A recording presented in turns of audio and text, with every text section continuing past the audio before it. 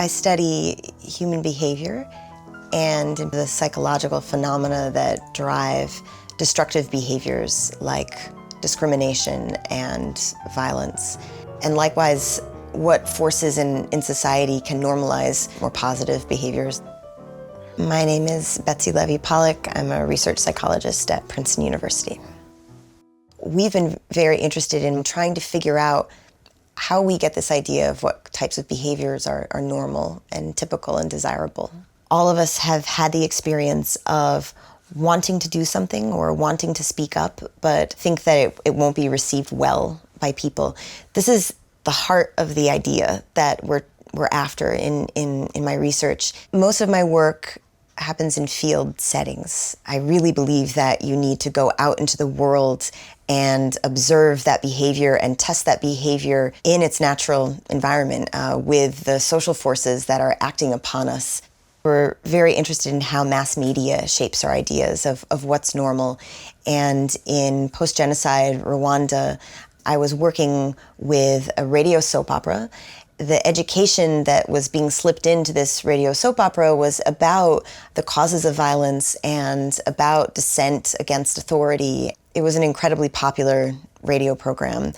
One of the things that I learned from my earliest interviews in Rwanda was that a lot of people there thought that the acts of violence in which they participated weren't necessarily driven by people's own personal hatred for their neighbors or one another, but the idea that violence was expected of them. What I learned from the radio soap opera was how your ideas about what others believe can change, even when your own beliefs don't. In other words, the listeners of this program thought that they had a new idea of what other Rwandans were doing, and their behavior was consistent with that, even when their own beliefs necessarily weren't changing as rapidly. In U.S. public schools, my research group and I measured the networks of the entire school so that we knew which students were paying attention to which other students.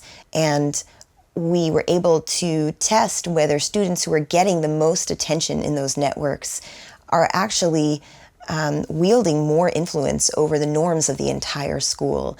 Their position that they were taking against harassment and conflict changed their fellow students' ideas about what was appropriate and what was desirable as a way to behave at their schools. In schools where more of these influential students participated in the program, actual rates of peer conflict at the school dropped significantly.